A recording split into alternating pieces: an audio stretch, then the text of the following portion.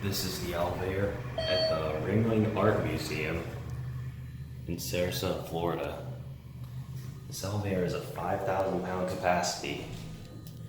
Here's your cab view. As you see, yeah, it's a pretty big cab. 3.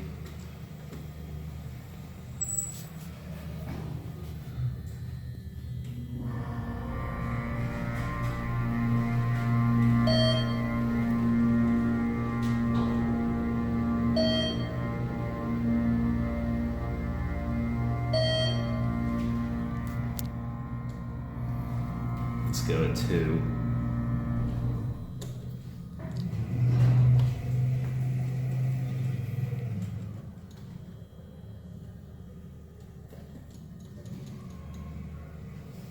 Door closed does not work.